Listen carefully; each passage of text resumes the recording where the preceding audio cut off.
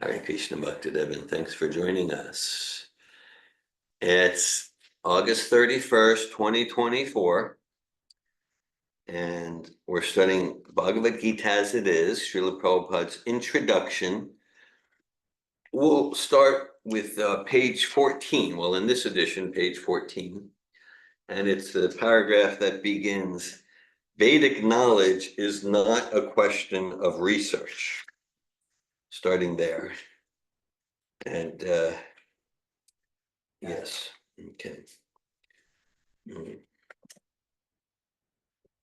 Om Ganachmirandasya Gananjana Shalakaya Chakshur Militam Vena Tasmai Shri Gurave Namah Shri Chaitanya Mano Bhishtam Stapitam Yena Bhutale Svayam Kadama Tadati Sva Padantikam Vandeham Shri Guru Shri Uttapada Kamala Shri Gurun Vaishnavamscha Shri Rupam Sagrajatam Saganaraganatanditam Tam Sajivam Sadvaitam Savadutam Parijana Sahitan Krishna Chaitanya Deva Shri Radha Krishna Padan Sahagana Lalita Shri Vishakanditamscha Hey Krishna Karuna Sindhu Dina Bandhu Jagatpate Gopisha Gopika Kanta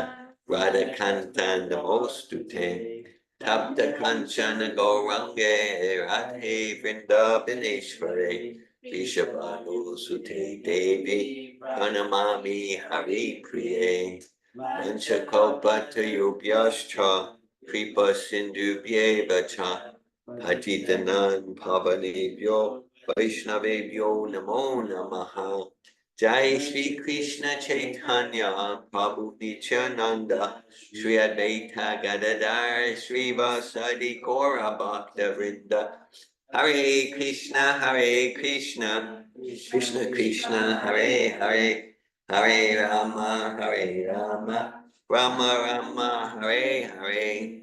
Nama Om Vishnu Padaya Krishna Prestaya Bhutale Srimate Bhaktivedanta Swamin Iti Namine Namaste Sarasvati Deve Gauravani Pracharine Nirvishesha Shunyavadi Paschatya Desha Tarine.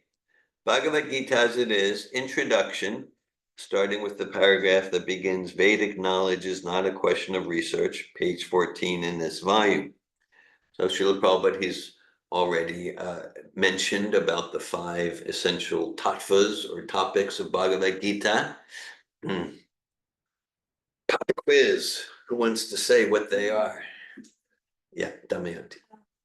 Soul. God. Karma. Time. Good. And the fifth one. Relationship with God? Fifth one is prakriti, material nature. Yeah. And Srila Prabhupada emphasizes that of the 5, 4 are eternal, and the 1, karma, is temporary, right? And karma can be changed, destroyed, transcended, smashed, ended.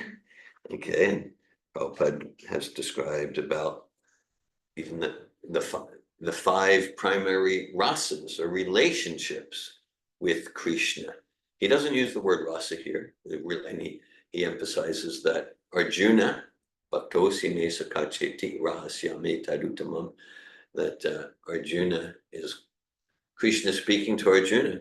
He says, because you're my devotee and you're my friend. So Arjuna is in the Sakya ras, the friendship ras. Okay. Pop quiz. Who wants to say what are the 5 primary relationships? Shanta ras. Shanta, neutrality. Neutrality. And then there's Sakya. Sakya. Dasya. Okay. Servant. Dasya, servant. Servant. Yeah. And then there's the Sakya. Sakya, friendship. There's Vatsalya, which is like parental. Parental. There's Madhurya. No. Yeah. Madhurya, loving the loving conjugal. Yep, that's the 5 primary.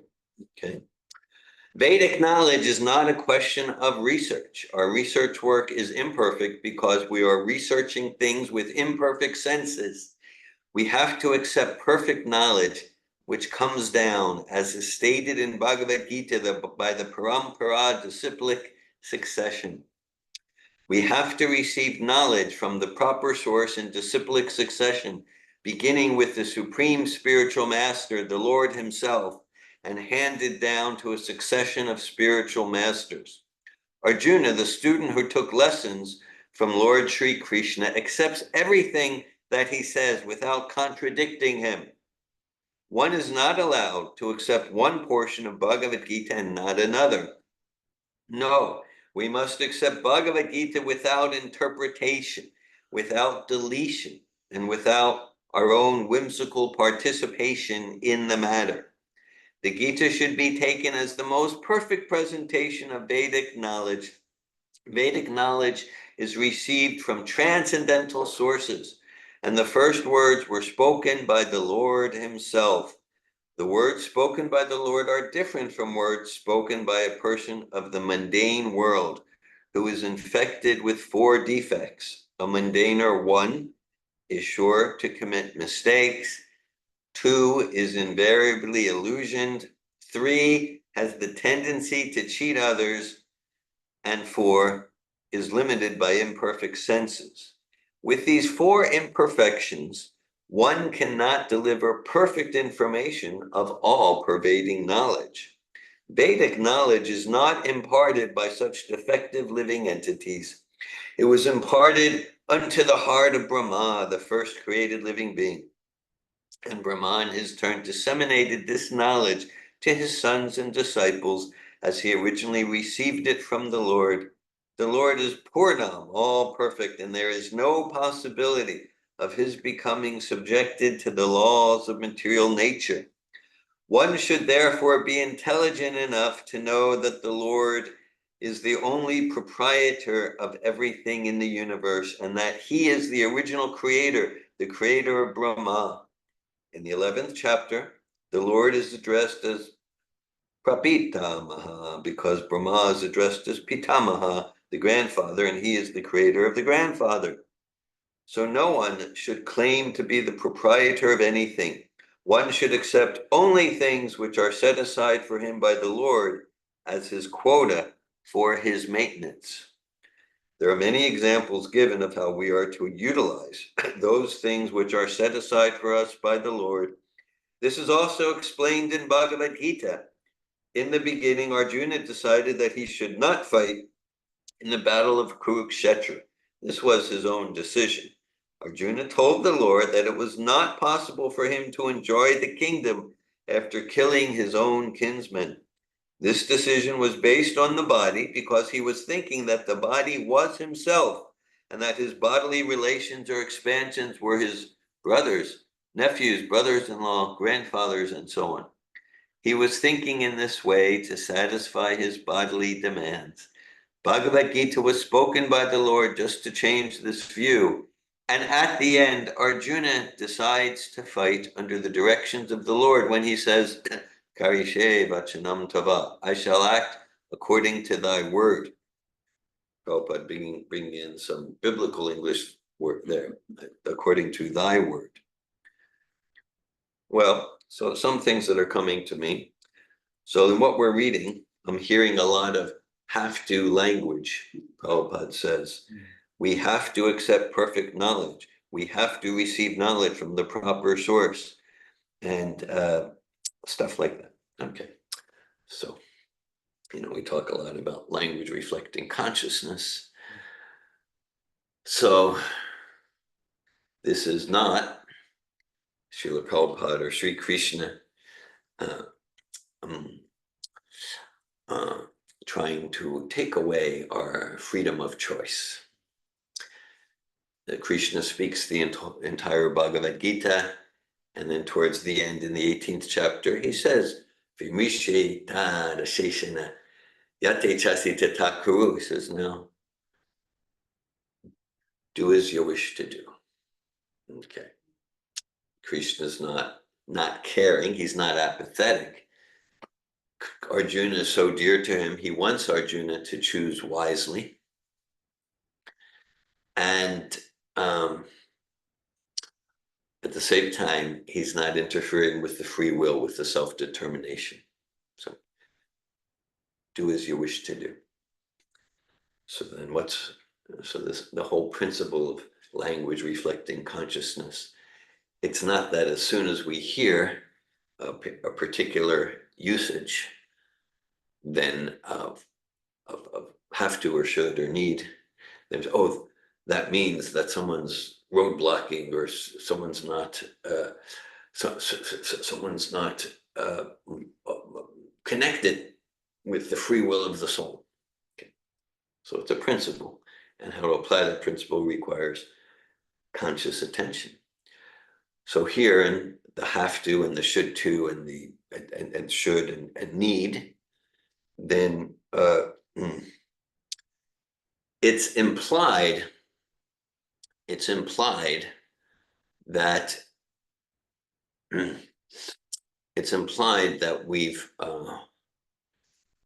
we've chosen and committed to a goal. We've chosen and committed to a goal. And so an example we've used sometimes.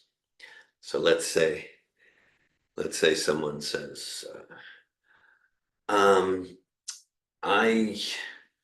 want to get to the Hippodrome in Gainesville. How do I get to the Hippodrome? Then you say, oh, you want to get to the Hippodrome? Okay. So you go down 46th, take a left on 235, and then on 441, go right towards Gainesville. Don't go left towards High Spring. Then I could say, are you telling me that I can't go to High Springs?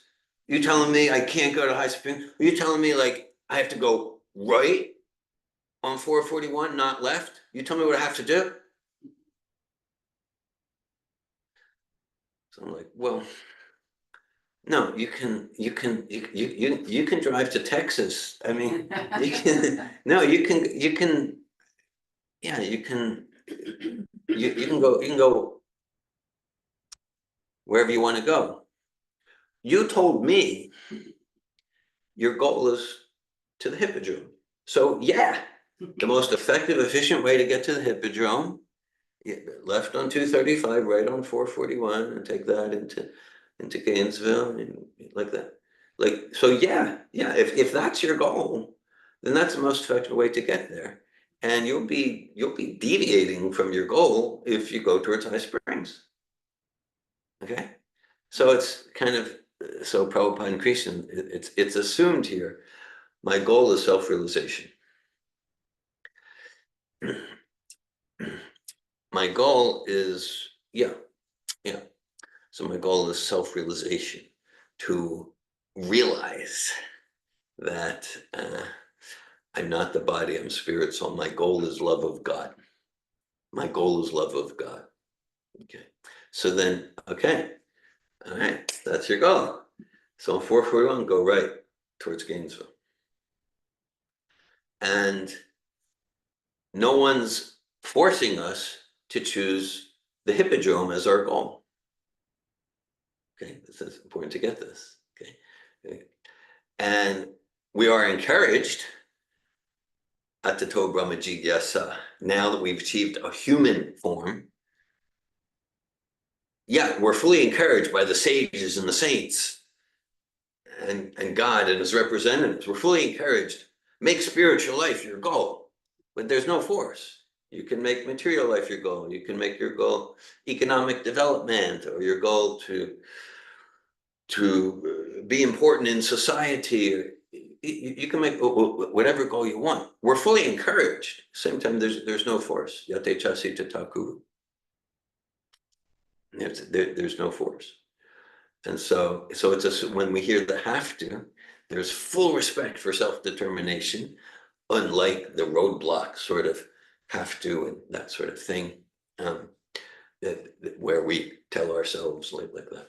But if you want to go, then yeah, Okay, then if that's our goal, self-realization, God consciousness, love of God, then we have to accept perfect knowledge, which comes down, as is stated in Bhagavad Gita, by the parampara, disciplic succession. We have to receive knowledge from the proper source.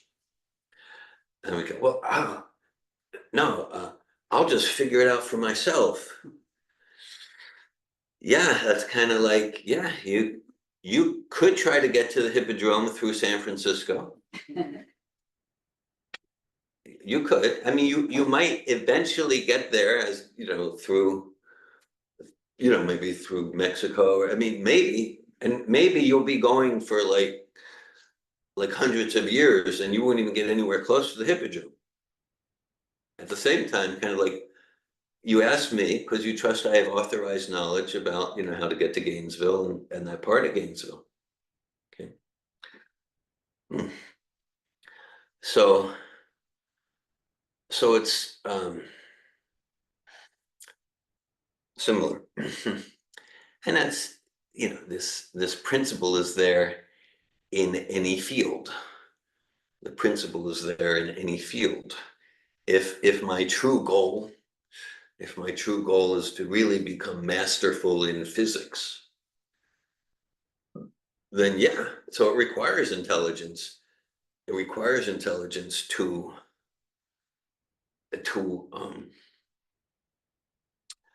find a bona fide authority to hear from. It requires intelligence. Just go to some guy on the street. Here, I'll give you $50,000. Will you give me knowledge about Newton and Einstein? Sure, just whatever. Give me the $50,000. So yeah. So it takes intelligence to find. Oh, here's a university program. Here's a deeper. Oh, here's a professor who's published these books.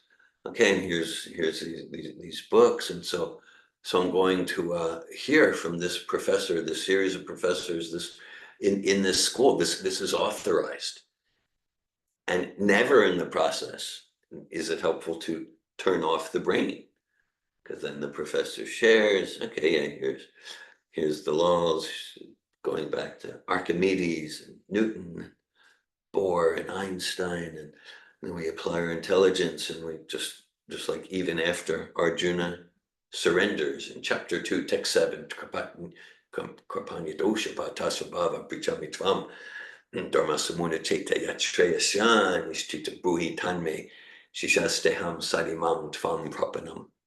Arjuna says, yeah, at that point in Bhagavad Gita, now I am confused about my duty, and I've lost all composure due to miserly weakness. In this condition, I ask you to tell me clearly what's best for me to do. Now I am a soul surrendered unto you. Now I am your disciple. Please instruct me. But then after that, so after that, no more questions. No, we can say all through Bhagavad Gita. Bhagavad Gita is driven by Arjuna's questions. He's using, Krishna says something. And then Arjuna said, well, you said this, but before you said that, it looks like a contradiction. Arjuna, he's not like cynical, like, you don't know anything, forget it. He's just like, he's trusting. See, at that point in Bhagavad Gita, 2.7, Arjuna's trusting, like something, Krishna shares things, and some things aren't quite complete. They're not making sense for Arjuna. Okay. Same time, he's trusting that this is a limitation of my intelligence, right? This isn't Krishna's defect or fault or shortcoming. This is a limitation. So similarly, like, one thing you'll be doing today is getting Srila Prabhupada Shastra. Okay, so you'll be getting some copies for Prabhupada House there. Right, so one of the principles there is like, yeah, that, okay, so as an aspiring follower of Prabhupada, we aspire to cultivate the mentality of that, yeah, like, okay, so maybe something's not making sense. We hear a lecture from Prabhupada like that. And we trust that, like, we don't go to a place, oh, well, maybe just because Srila Prabhupada was culturally conditioned or this, no, this is a limitation in my intelligence at this time. And through further tadvidi pranipatina paripashtana seva updekshanti deginam kaninastat vidarshina, through further humble service, then Prabhupada and Super Soul will reveal to me, and what is like an apparent contradiction, then all becomes clear with higher level understanding, with higher level understanding. So this is epistemology, how to know in the path of bhakti. And Prabhupada saying, yeah, if we want purity of heart, we want self-realization, to really realize we're not the body, we're spirit, soul, how to develop love for God rather than addiction to matter, then yeah, then here's the process of perfect knowledge, which is coming down through the parampara disciplic succession. And yeah, so, and again, that's really the process in any field. It's really the process in any field. We're trusting an authority. We're there. We're ready to ask questions. Even like, yeah. Even if we're, let's say, purchasing an automobile or a refrigerator, we're trusting authority. Maybe we heard from friends, was this a reliable model? Maybe we go to Consumer Reports, but we're not. I mean, safe to say, hardly any of us, like, before I purchase that appliance or that vehicle, I'm going to learn electronic circuitry, and I'm going to check the circuits, and I'm going to learn all about combustion energies and the like that. That's No. why I have a brother who's a mechanic and ask him. Yes, yeah. So you have an authority you trust. So that's it in any field. And Krishna says in Bhagavad Gita, of sciences, I am the science of the self. Of sciences, I am the science of the self. Meaning, of all those fields of endeavor, whether physics or art or sports, the most important science is Atato Brahma Jigyasa, the spiritual science. So it's especially important there to find an authority, to find an authority whom we trust. So, Chris, thank you, Srila Prabhupada, that he perfectly representing Krishna infallibly, infallibly. And okay, also relating to like language reflecting consciousness, then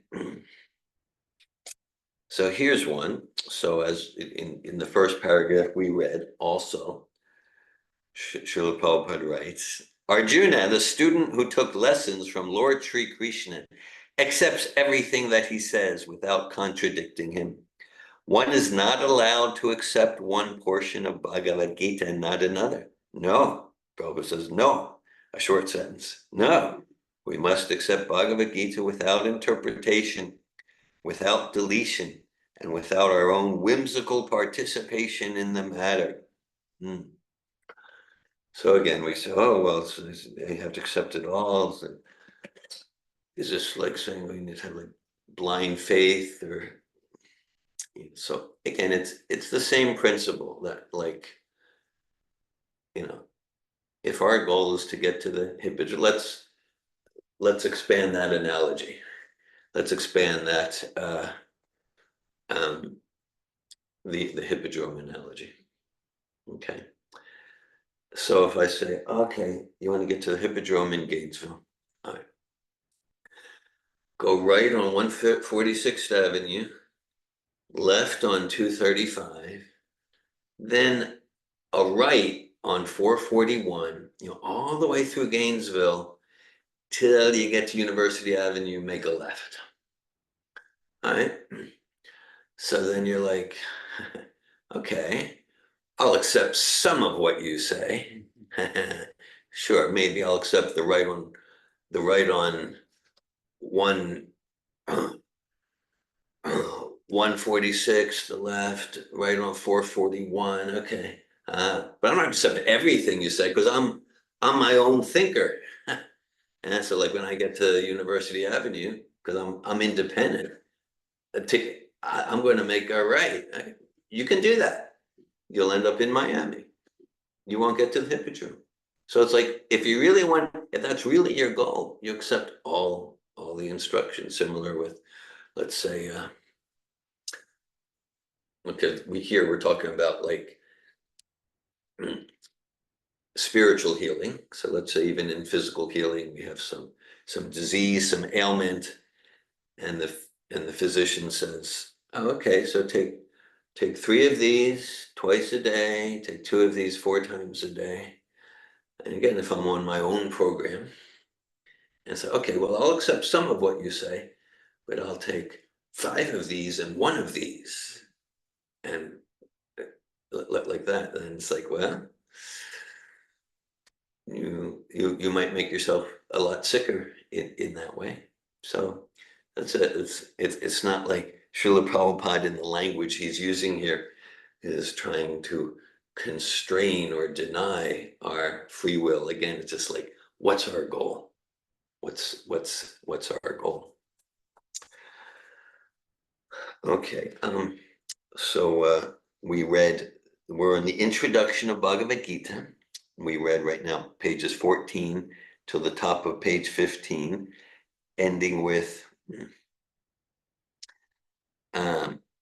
he was thinking in this way to satisfy his bodily demands. Bhagavad Gita was spoken by the Lord just to change this view. And at the end, Arjuna decides to fight under the directions of the Lord when he says, Karishe vachanam tava, I shall act according to thy word. Any sharing, realizations, comments, questions at this point? I have a small comment Damayanti. about how language doesn't always reflect consciousness. It's not like an absolute rule. Okay. Because when our kids were going to preschool, Yeah. we didn't teach them you have to go to preschool. We said you get to go to preschool. Yeah. But they had have to energy Yeah. sometimes. Yeah. Like, do I get to go to preschool? Like, do I get to go to school today? I mean, it was in do I have to go? But it didn't have the word have to because we Yeah. so they said get to with the have to energy. Anyway, Yes. so, anyway. Good point. Nice example. So Prabhupada doesn't have a have to energy when he's suggesting that, or or a demanding or controlling energy. I like that. Okay. There's an assumption. Yeah. Of the goal. Yeah. Thanks for that. We might say language always reflects consciousness. At the same time, it's not that any particular language doesn't always reflect a particular consciousness. Okay, right. So like that. So language reflects consciousness, but we need to be conscious about, like, okay, is this like the standard consciousness behind have to? Well, no, it's not the standard, but it like Prabhupada's language reflects a consciousness. It reflects a consciousness of his urgency and compassion to, like, yeah, okay, you want self-realization, yeah, then you have to make a right on 441. So it's reflecting a consciousness, just not that particular language isn't reflecting the standard consciousness we often relate it to. Yeah, and also I've reflected on the phrase "I can't." Yeah. Versus, there's in Sapatova, Yeah. as you're raising our consciousness, it's good to look at, like, is it that you can't or that you're not willing to? Obviously, that's very helpful to make that distinction. Yeah. But there's also a way of using "I can't."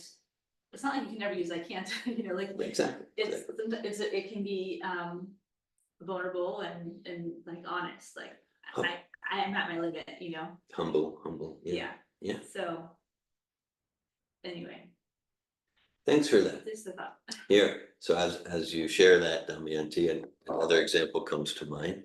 Earlier in our discussion, about 15 minutes ago, we referenced kind of like the quintessential spiritual master verse of Bhagavad Gita, 4:34, Tadviti Pranipatina Pripashnena Sevya Upadekshenti tekinam ganinas tattvadarshina. Okay, and so Prabhupada translates it as just try to learn the truth by approaching a spiritual master, render service unto him and inquire from him submissively. The self-realized soul can impart knowledge unto you because he has seen the truth. So again, kind of like, and sometimes again, try, no. This try is disempowered consciousness, try to pick up the marker, or simply pick up the marker, and clear intention, that's empowered. At the same time, related to what he said about I can't. So like this, just like for sure we're encouraged to apply that clear intention consciousness and the result principle in all parts of our attempts at Krishna consciousness. At the same time, this just try, for me, like it indicates that this transcendental knowledge from the spiritual master are coming to Krishna conscious, like, yeah, we give our 100% effort, and ultimately the results, we're not going to like force Srila Prabhupada to transform our hearts. We're not going to force Krishna to give us realization that we're spirit soul. So it's like the try, it's not about being this kind of disempowered, giving 20%, I'll try. No, 100% effort, no obstacles get in the way, and work like everything depends on me, and pray like everything depends on Krishna. It's like the try. I see it as like, yeah, that arm, like Draupadi, arms raised, like, look, ultimately Krishna, this is up to you. The results are up to you, including the results of my own purification of heart. So thanks for those examples. Hare Krishna. I was gonna say, I think when I hear just try, I experience like empathy from the teacher who's like, Yeah. like I'm raising children and I'm also working with children. Like, okay, well, just try, like give an effort and start to practice something that's not comfortable. Like it's like an impact, to me, it sounds like empathy to students. Yeah, thanks for that. So there is a healthy, spiritual, empowered, empathic, compassionate place for try, have to, should, need to, like that. Okay. We shared that. Yeah. Was just thinking of Arjuna. It says Prabhupada saying that Arjuna was he was thinking in this way to satisfy his bodily demands, and that he was thinking the body was himself. Yeah. And so I was thinking that is quite elevated. The way that Arjuna was thinking of that he was the body, and just thinking to satisfy his bodily demands, is a much more like favorable and way of thinking that he's the body and satisfying his bodily demands, compared to how I might be thinking that I'm the body and looking to satisfy my bodily demands. So it's like that. Actually, we were just having this conversation in the reading group that Malini's leading, with talking about kind of pious and impious activities, like sattvic activities may be sinful. Yeah. Like there may be activities that are in the mode of goodness and they're still sinful, because Prabhupada's making a distinction between transcendence and material.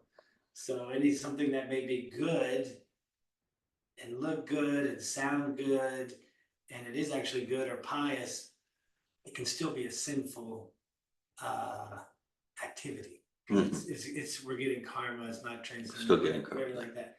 So so this is kind of hard for the for our Christian conditioned mind, English to accept that, because it's like, well, sin is bad, and you're doing something bad, that's sinful. If you do something good, that's not sinful. Yes, But it's like, because what Arjuna was talking about is some piety. it's very elevated. It's very elevated. It's very elevated, it's very dharmic. Yeah, very dharmic, it's pious, it's like, it's not, what this, from one perspective, it's not bad. And, but then from the transcendental perspective Prabhupada is giving, oh, he's under the illusion of his Yes. body, and it's like sinful kind of like, Yeah. something like that. So, yes, so anyway, if I'm thinking about my body, thinking I'm the body and that satisfy my body demands, it's usually much less favorable sort of thinking than what Arjuna is displaying here. So that's what I was thinking.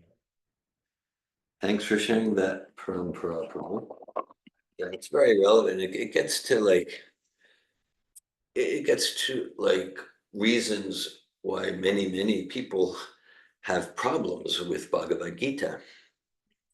And I've noted this from, when I was first exposed 40 some years ago. And because right there in the introduction and into chapter 1, because Arjuna's state of mind, it's like really good. It's like his consciousness, it's like really praiseworthy and virtuous.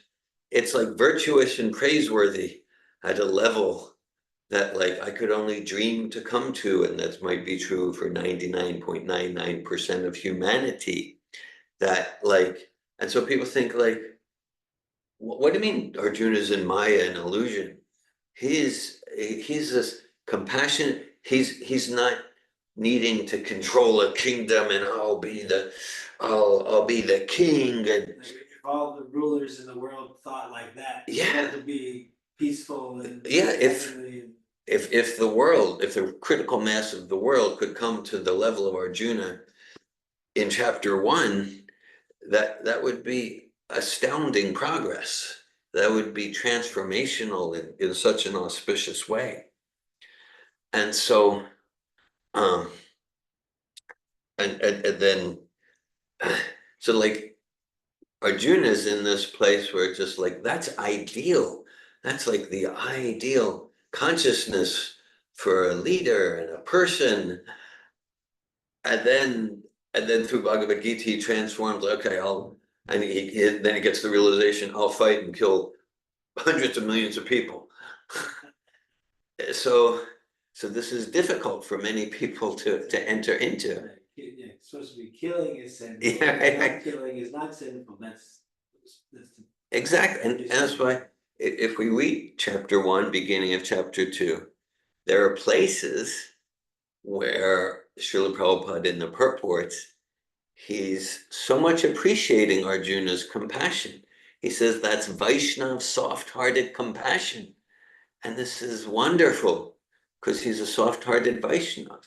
And then at other places in the same parts of Bhagavad Gita where Prabhupada's pointing out that this is a shortcoming of Arjuna because he's attached to the body. And I like how you say, Parampara, attached to the body, kind of like, yeah, I want pleasure and I want fame attached to the body. But Arjuna's attachment to the body is so subtle. Like, oh no, I even though these people, they've been my enemies, and they've really oppressed and repressed and has shown such hostility towards me and my brothers and my mother, but I have no desire for revenge. It's very elevated, but it's still kind of like, but how can I kill them, even though they deserve to be killed, because they're my bodily connections.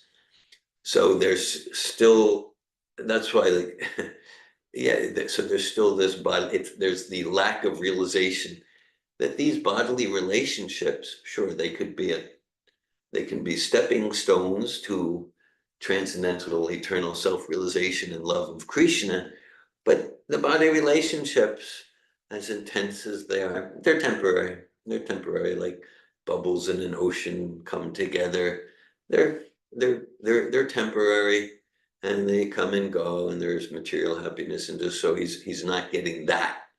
And that opens the door to transcendence, that which is Shuddha Sattva, that which is above the very honorable, compassionate sattvic consciousness that Arjuna is in. It's sattvic, and also in some ways there's a cloud of ignorance there, and that will get revealed as Bhagavad Gita goes on. And yeah, there's karma, akarma, and vikarma. And so vikarma, sometimes I think of that as like vicious karma. Krishna says, Yashastra vidimutsuja vartate kama kareta nasa siddhim vapnoti nasukam na param gati. So Krishna says, if one acts in a way that's not shastric at all, then one will never achieve perfection. That's perfection would mean like you'll never get to the hippodrome, to use that analogy. One won't be happy, and one will not achieve the supreme destination. So that vikarma, that's just when, like, okay, like whatever, we're not following any, not Bible, not Quran, not Vedas, just our whimsical reckless indulgence in our lust, gross or subtle. So that's vikarma. Then there's karma, and that's like Arjuna here, because like what he's doing, where he's going with, it's like, it's very dharmic. It is according to Kshatriya. He makes that argument. It is sattvic principles, and okay, so then karma is like, okay, yeah, so we're acting as a responsible citizen. We're acting to some karma, and then but as I said, we're still producing karma. There's still karmic reaction, but if we're acting in karma rather than vikarma, we're gradually advancing towards sattvic principles. We're regulating the desires for sense gratification. So it does produce karma. It's sinful in that sense. Sin defined as that which alienates the self from the self, that which alienates ourself from pure devotional service to God. But it is still purification. In karma, there's purification. And then in vikarma, we're just degrading ourselves further into like lower species of life, like a tighter and tighter straitjacket. So there's karma, there's vikarma, then there's akarma. And that's a synonym for bhakti yoga. Akarma is action that doesn't produce any reaction, because we're serving the creator and the source of all the laws of karma. And so in akarma, and like karma will gradually lead towards the akarmic platform. So akarma, that's bhakti yoga. We're not, because like even, let's say if we're going to a kirtan program or we're going to a morning program to discuss Bhagavad Gita and chant japa, okay, and in the way, in walking here, we step on some ants or the car kills some insects, okay, so we're not getting karma for that. Even those ants who leave their body and the germs and the insects who leave their body, they actually make spiritual advancement, because we're going towards, because our actions are not vikarma, they're not karma, but they're akarma. So there's no material karma. We're not implicated there. Okay. I appreciate the discussion. Hare Krishna. So we'll read another paragraph or a few from Bhagavad Gita as it is, introduction from Srila Prabhupada. In this edition, we're on page 15, and it's the sentence that begins, "In this world, man is not meant to toil like hogs." In this world, man is not meant to toil like hogs. He must be intelligent to realize the importance of human life and refuse to act like an ordinary animal. A human being should realize the aim of his life And this direction is given in all Vedic literatures, and the essence is given in Bhagavad Gita. Vedic literature is meant for human beings, not for animals. Animals can kill other living animals, and there is no question of sin on their part. But if a man kills an animal for the satisfaction of his uncontrolled taste, he must be responsible for breaking the laws of nature. In the Bhagavad Gita, it is clearly explained that there are three kinds of activities according to the different modes of nature: the activities of goodness, of passion, and of ignorance. Similarly, there are three kinds of eatables also: eatables in goodness, passion, and ignorance. All of this is clearly described, and if we properly utilize the instructions of Bhagavad Gita, then our whole life will become purified, and ultimately we will be able to reach the destination which is beyond this material sky. That destination is called the Sanatana sky, the eternal spiritual sky. In this material world, we find that everything is temporary. It comes into being, stays for some time, produces some byproducts, dwindles, and then vanishes. That is the law of the material world, whether we use as an example this body or a piece of fruit or anything. But beyond this temporary world, there's another world of which we have information. This world consists of another nature which is Sanatana, eternal. Jiva is also described as Sanatana, eternal, and the Lord is also described as Sanatana in the 11th chapter. We have an intimate relationship with the Lord, and because we are all qualitatively one, the Sanatana Dham, or sky, the Sanatana Supreme Personality, and the Sanatana living entities, the whole purpose of Bhagavad Gita is to revive our Sanatana occupation, or Sanatana Dharma, which is the eternal occupation of the living entity. We are temporarily engaged in different activities, but all of these activities can be purified when we give up all these temporary activities and take up the activities which are prescribed by the Supreme Lord. That is called our pure life. The Supreme Lord and his transcendental abode are both Sanatana, as are the living entities, and the combined association of the Supreme Lord and the living entities in the Sanatana abode is the perfection of human life. The Lord is very kind to the living entities because they are his sons. Lord Krishna declares in Bhagavad Gita, Sarva Yonishu Aham Bida Padapita, I am the father of all. Of course, there are all types of living entities according to their various karmas, but here the Lord claims that he is the father of all of them. Therefore, the Lord descends to reclaim all of these fallen souls, conditioned souls, to call them back to the Sanatana eternal sky so that the Sanatana living entities may regain their eternal Sanatana positions in eternal association with the Lord. The Lord comes himself in different incarnations, or he sends his confidential servants as sons or his associates or acharyas to reclaim the conditioned souls. Hare Krishna. Jai Srila Prabhupada. I meant because on one of the recent morning programs around Janmashtami, I think it was on Janmashtami morning, we read verse 4.7, Yada Yada Hi Dharmasya Glenir Bhavati Bharata. Oh no, we read that at Gopaliko village on Monday, at the afternoon evening program. Yada Yada Hi Dharmasya Glenir Bhavati Bharata Bhutanama Dharmasya Tadatmanam Shujam Yaham. Krishna says, whenever and wherever there is a decline in religious practice and when Dharma is dissipated, I appear myself millennium after middle millennium, Sambhavama Yuga Yuga.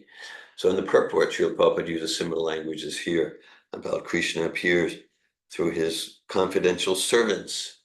We can see that's like Srila Prabhupada himself, or as sons. Prabhupada's referencing Jesus there, we can imagine.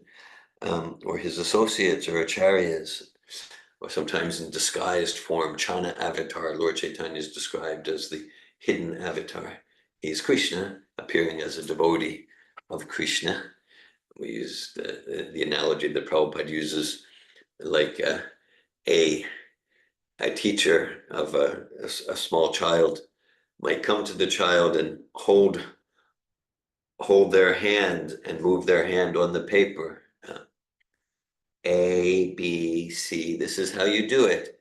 This is how you do it. This is how you write A, B, C. So the teacher doesn't need to practice writing A, B, C, but he's showing how to do it. So similarly, Lord Chaitanya, Sri Krishna Chaitanya, Radha Krishna Nahe Anya, Radha Bhava Duti Suvalitam Nome Krishna Chaitanya, Krishna Sarupam.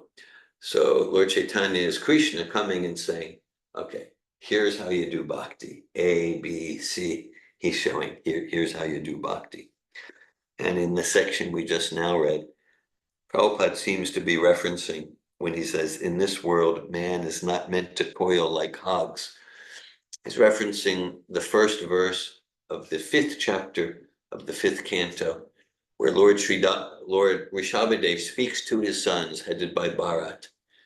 Tapo divyam nayam deho deham bajam viloke kastan kamama harte did bujamye tapo divyam puchakiyena satvam shudyed yasmad brahma sakam tvanantam.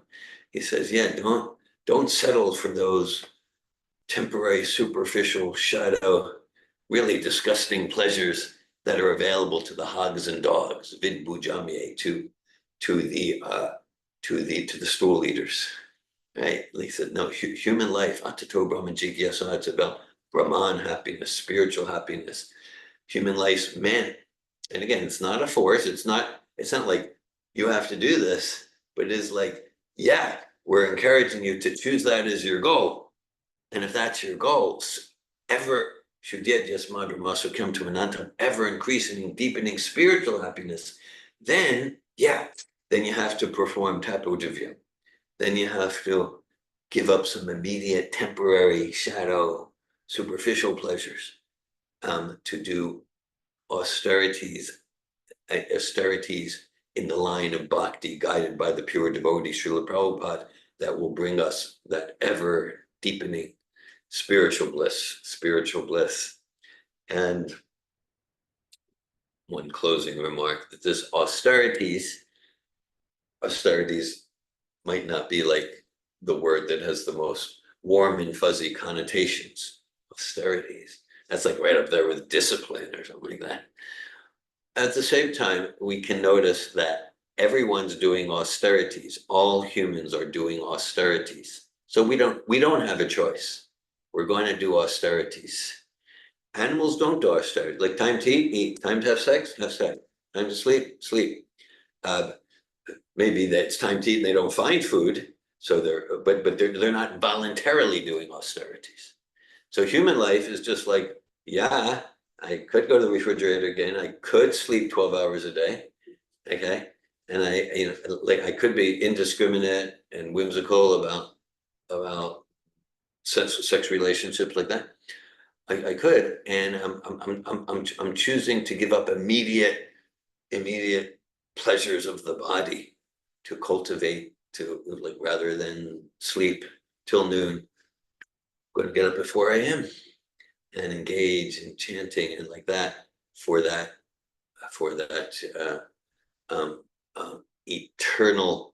eternal spiritual happiness. That's happiness that's not dependent on anything external. That's real security. So we read like a little more than 2 full pages of the introduction. I welcome any comments or questions at this time.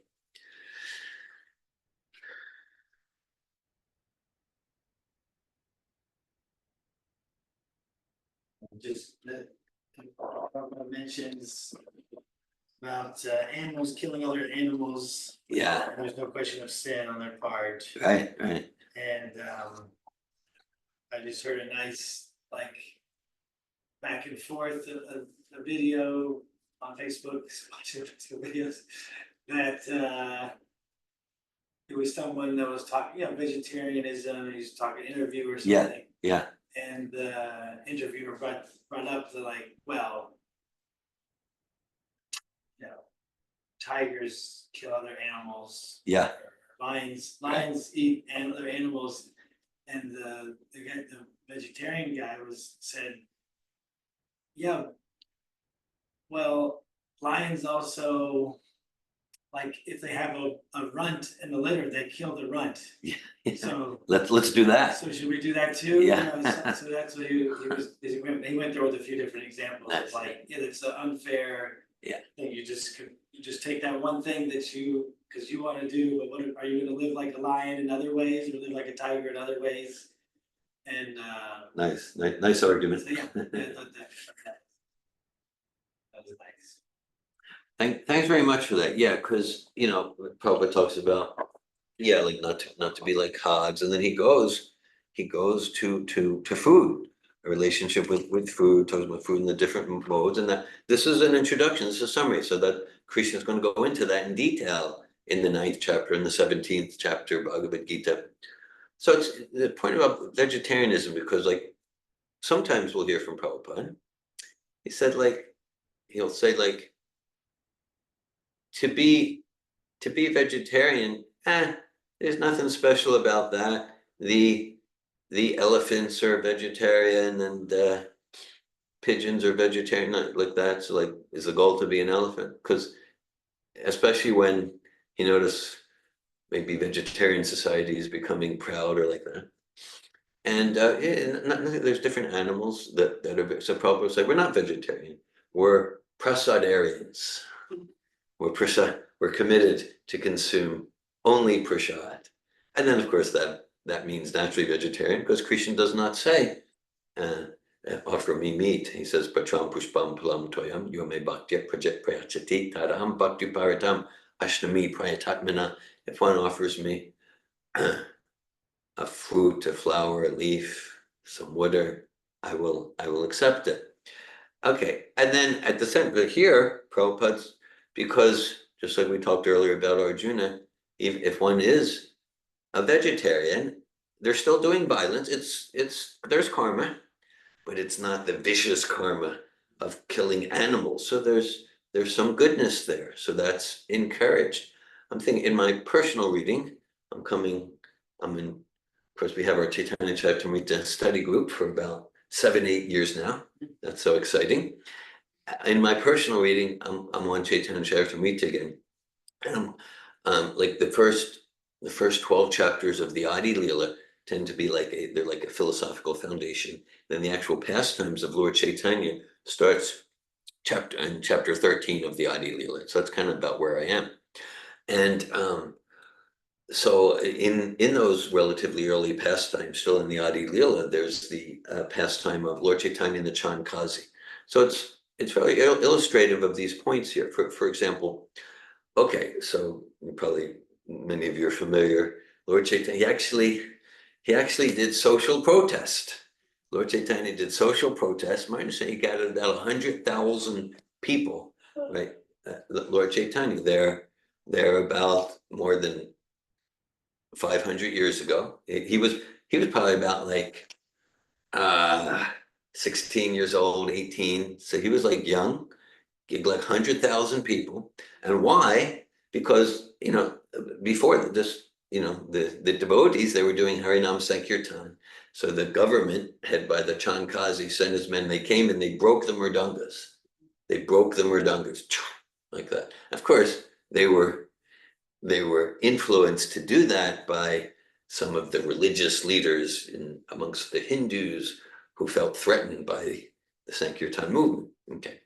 So, but anyhow, so the Muslim rulers, they came and their henchmen broke the mridungas in Kirtan. So Lord Chaitanya was like, no, that is not acceptable. That is not acceptable. So he gathered, it was like evening time, getting dark, like 100,000 people, like, you can imagine the Kirtan, you can imagine the Kirtan. And he comes to the Chandkazi's house. The Chandkazi is scared, like, you got 100,000 people. And it's described. So not all, Lord Chaitanya was peaceful. I mean, he was intense, he had anger, But some of the people, they actually were destroying some property like that, because there was anger there that you're not letting us do kirtan, our spiritual glorification of God. So Chankazi was like scared, but he came down, and then him and Lord Chaitanya had a talk. They had a dialogue. So we might think that Lord Chaitanya is the first thing he's going to emphasize in the dialogue might be Harinam, Harinam, Harinam, Eva Kevalam Kilo, Nasteva, Gachanyata, that the whole the religious, spiritual self-realization dharma for this age is chanting the names of God. And you can't in whatever tradition, whether it's the Christian tradition or the Islamic or Buddhist, but to chant the names of God. But he didn't do that. He didn't do that. The first thing he discusses with the Chankazi is, how come you kill cows? So it's very illustrative in that, because again, sometimes Srila Prabhupada, I'm vegetarian, nothing, but Lord Chaitanya, the first thing he goes, how come you kill the cow and the bull? They're like your father and mother. And they get into discussion. In the discussion, Lord Chaitanya establishes himself as a much more learned scholar of the Quran than the Chankazi and his sheikhs are. Lord Chaitanya shows he knows the Quran better than the leaders of the Muslim religion. So it's a fascinating part. But let's take a look at that, because even though vegetarianism itself, it's not intrinsically a transcendental principle.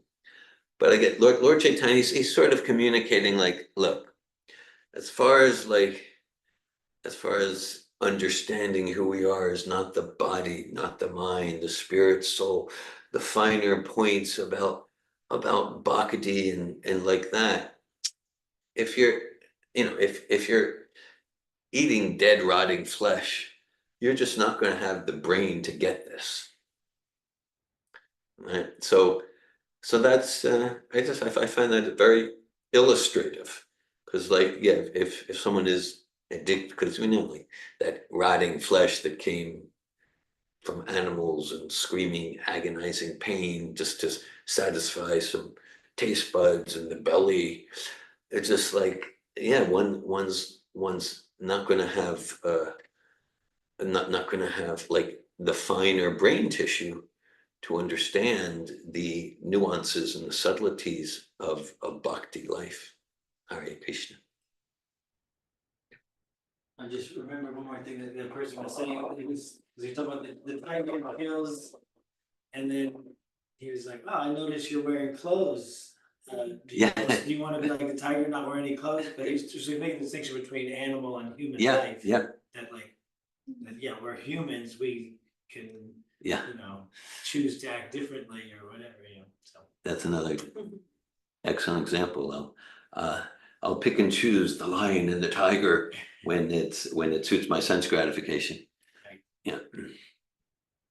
Thanks for that. So we have the distinctive opportunity of human life is to cultivate our spiritual nature and not to indulge our animal nature, not to ignore the eating and sleeping and like that, and putting a roof over our head at the same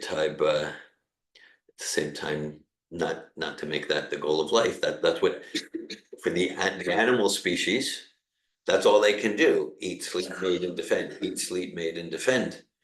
So we're encouraged to minimize that, and atatoba jigyasa jivasya tattva jigyasa notyascha karma be, that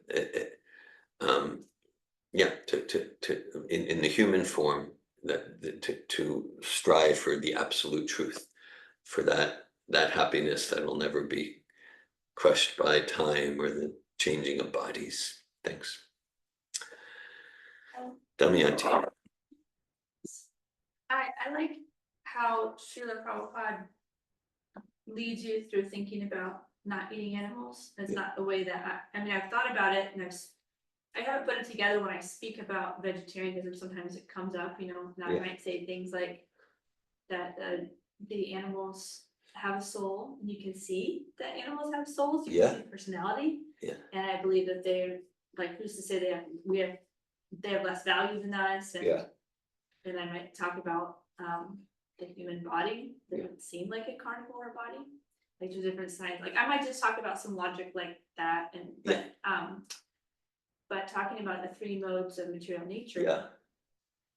First is like an established foundation, there are energies and modes of Yeah. what everything can be categorized as like goodness, passion, or ignorance. And what would eating meat fall into? Yeah.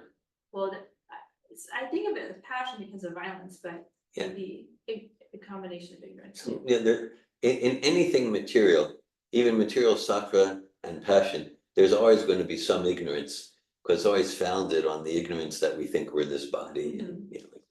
Yeah, so anyway, I like that as a foundation, like to go into the material modes first. Yeah. And then to say, we can sort of logically think like junk food is in the mode of Yeah. ignorance. Yeah.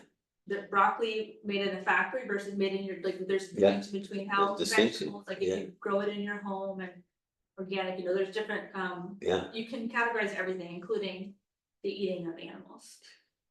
Thanks And, for that. of course, compassion, like how are they treated in the factory? That's an easy no brainer not to Yeah. contribute to the you know, different, like the disrespect that happens in the factories. Yeah. Anyway, so that's helpful for me. I like to speak about that. Anyway. Thank you, Diamond, and that's illuminating for me, because I also go, when we talk about diet, vegetarianism, principle, and the souls doing minimal violence, and I appreciate how you're noting Srila Prabhupada. He goes there through bringing in the modes of nature, three kinds of activities according to the different modes of nature, the activities of goodness, of passion, and of ignorance. Similarly, there are three kinds of eatables also, eatables of goodness, passion, and ignorance. So yeah, he brings in the modes, the gunas. Thanks for noting that. He might be expert at how to explain these topics in an introductory way, and so maybe Yeah. follow that lead. Maybe that's you know, obviously we can follow inspiration or, you know, Yeah. speak on authentically, but I'm thinking that he might know what he's doing, so might try that out We when it comes up. We can receive this wisdom from Srila Prabhupada, how to present.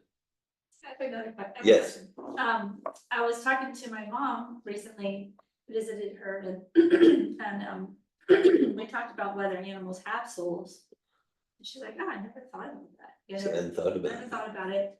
And I said, I didn't know what to say, like what would be that like an open-ended question, or like some questions that kind of make you think about if an animal has a soul. Yeah. I mean, what I said wasn't really like clicking her. It was more like a new topic. I think if we kept talking, maybe she would think about it. She seemed open-minded, but never thought about it. And nothing changed her mind yet in that 5 minutes or 10 minutes. A lot of people take it for granted because it's conditioned and it's Christian, but I don't think it's actually Christian, but it's somehow they did that where they just accepted the animals don't have souls. So a lot of people just accept it. Yeah. Yeah. Without thinking about it. Right. So that's like through her daughter, she's beginning to think about it. What places, you know, Srila Prabhupada often talks about the lakshana. Lakshana means the symptoms. The symptoms. And so it's just like, okay, so like the chair doesn't eat, sleep, mate, or defend. If we attack the chair, it won't defend. The chair doesn't have desire, but we can see. So like, okay, so the animals, they eat, you eat, they eat. You sleep, they sleep. You defend. If you're attacked, they defend. Humans seek a mate, sexual activity, and so do the animals. So so do the animals. So why to say humans have a soul and they don't? Oh, well, because they're stupid. Okay, well, let's look at that. All right. So let's say a little baby also interested in eating, sleeping, and defending, knows how to cry, knows where like that. Or let's say a severely what's it's a severely retarded or intellectually challenged, whether child or human, whatever, like IQ of 40 or okay, like that. Okay. So they yeah, they can't even function in human society on their own, but they eat, they sleep, they mate, they defend. So for the little baby and for the retarded human, we should just chop off their heads and eat them. They must not have a soul. If we want to be logically consistent, no, they do have a soul. And of course we know, like, a monkey or a cow is actually more intelligent than a little human baby or some very severely retarded humans. They can function better. So uh, so so I'm not seeing the logic where animals don't have a soul. Okay. Thanks for That's that. really helpful. That's helpful. Yeah, thanks. I'm glad. Along those lines, I mean, it's the same thing, just I think I like to think about it, so if you imagine that someone's with you, a person, and then they die. And so then, okay, they're there, and then the body, and so then they die, and so now they're not there anymore. Yeah. Right, so like we see that with the Right. body, and then we see the same thing with an Yeah. animal. Yeah. That's the case. So what would be the difference if there's like, if we accept that there's a soul that leaves the body, of a human, then the same thing happens with the animal, then Yeah. why not? Yeah, right, yeah, right. Just like with human, the body's there, but you say, no, he's gone. My mother is gone. No, she's right there. No, that's just the body. But the soul is gone. Because now she's not acting, she's not speaking, she's not eating. It just no, you understand that the actual person has left. Okay.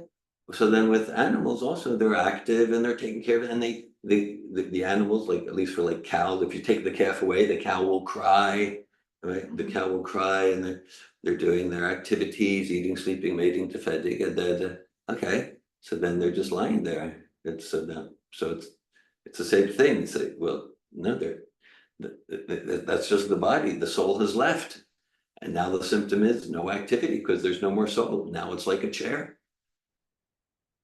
Nice parallel. Chat.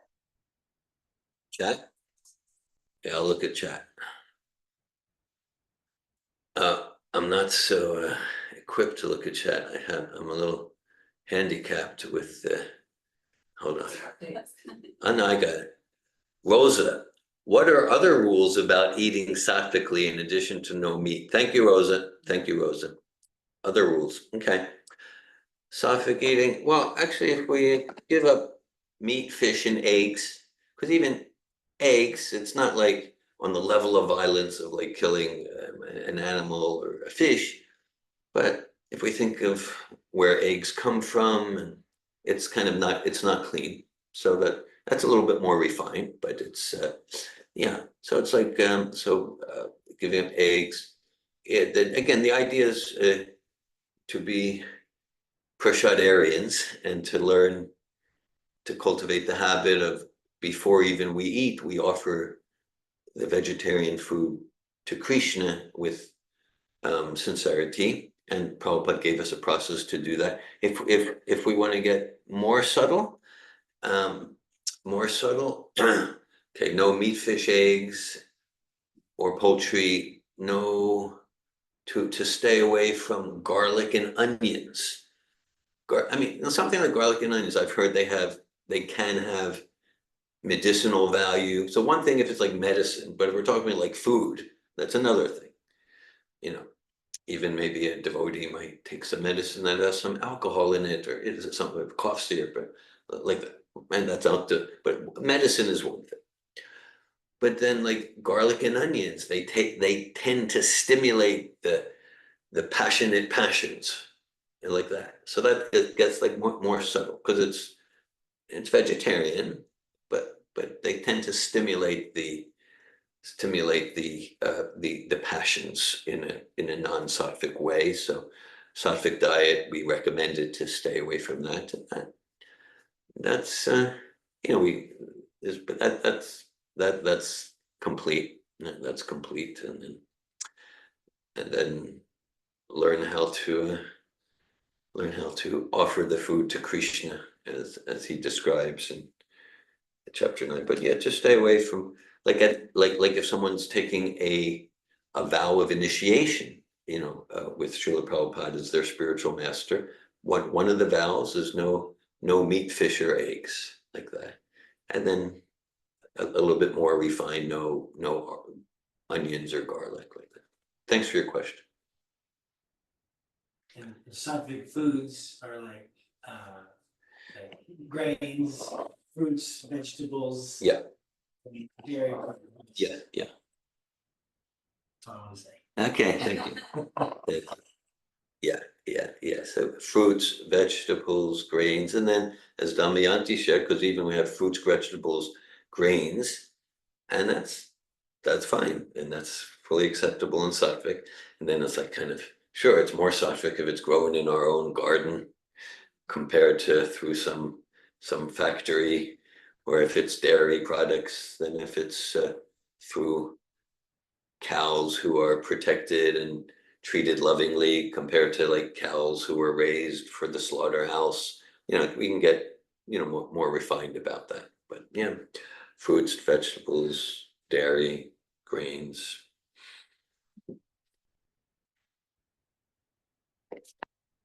Jai Srila Prabhupada ki jai. Bhagavad Gita ki jai.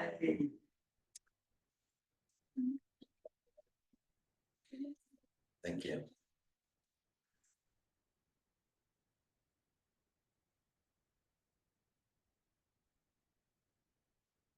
Hare Krishna. Mushrooms, no mushrooms? Oh, yeah, Yeah, those things. well, yeah, that would, mushrooms and vinegar, that gets into the gray areas. Yeah. That gets into the gray areas. So in some ways, mushrooms is worse than garlic and onion.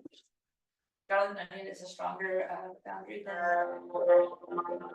I never liked mushrooms.